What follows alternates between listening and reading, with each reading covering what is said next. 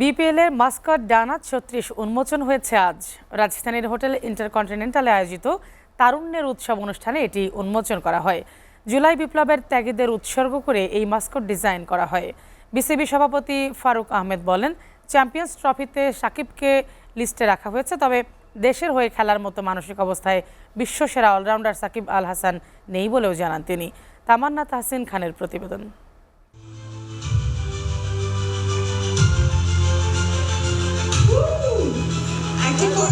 রাজধানীর হোটেল ইন্টারকন্টিনেন্টালে তারুণ্যের উৎসব অনুষ্ঠানের আয়োজন। এই অনুষ্ঠানে উন্মোচন করা হয় বিপিএল এর মাস্কট ডানা ৩৬। শান্তির প্রতীক হিসেবে সুসজ্জিত পায়রাকে দেখা যায়। বিপিএল এর মাস্কটটিকে স্বাধীনতা এবং ক্রীড়া চেতনা স্থিতিস্থাপকতার প্রতীক হিসেবে তুলে ধরা হয়েছে। এর রয়েছে ৩৬টি ডানা, মাথায় ক্যাপ, বুকে হলুদ অক্ষরে লেখা এসো দেশ বদলাই পৃথিবী বদলাই।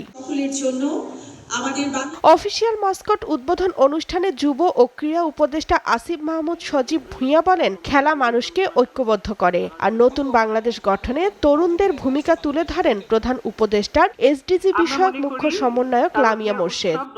ভিন্ন ক্ষেত্রে যত মতভেদই থাকুক না কেন, খেলার ক্ষেত্রে আমরা ঐক্যবদ্ধ হয়ে যাই। দেশ পুনর্গঠন ও রাষ্ট্র সংস্কারে এগিয়ে যাওয়াই এই তারুণ্যের উৎসব ২০২৫-এর অন্যতম উদ্দেশ্য। আমরা মনে করি তারুণ্যের উৎসব নতুন বাংলাদেশ এই সমাজের সামর্থ্য সক্ষমতা পরিদর্শনের একটি প্ল্যাটফর্ম হিসেবে কাজ করবে। এই ফেস্টিভ্যাল তাদের সৃজনশীলতা, সহনশীলতা ও সংকল্পের প্রতীক। পরে বিসিবি সভাপতি ফারুক আহমেদ বলেন, সাকিব আল হাসান এখনো ক্ষমতা রাখে জাতীয় দলে খেলার।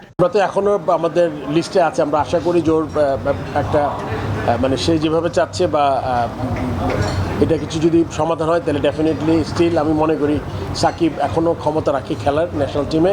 যে একটা ফ্র্যাঞ্চাইজি লিগ খেলা, দেশের জন্য খেলা এক কথা না, আপনার প্রিপারেশন হয়, টিমের জেলটা দরকার হয় খুব বেশি। সো এটা যদি করতে পারছে না এখন আসলে মানে ও আমার মনে খুব বড় একটা মেন্টাল স্টেটে নাই দেশের জন্য খেলার জন্য। ৩০ ডিসেম্বর থেকে শুরু হতে যাওয়া বিপিএল এ খেলতে পারবেন কিনা সে বিষয়ে ফারুক আহমেদ বলেন, সাকিব আল হাসান যে কারণে দেশে আসতে পারছে না এটার সাথে ক্রিকেট বোর্ড কোনোভাবেই সম্পৃক্ত না। এটা আমি ঠিক, আপনি যদি আমাকে বারবার কোশ্চেন করেন, এটা আসলে আমি বিব্রত না। আমি চাই সাকিব আল হাসান খেলুক, কিনা দেখতে হবে। আইন শৃঙ্খলা রক্ষাকারী বাহিনী, কোর্ট আছে, যারা আছেন তারা যেখানে আছেন তাদেরই এটা ব্যাপারটা মীমাংসা করতে হবে। তামান্না তাহসিন খান, এসএ টিভি, ঢাকা।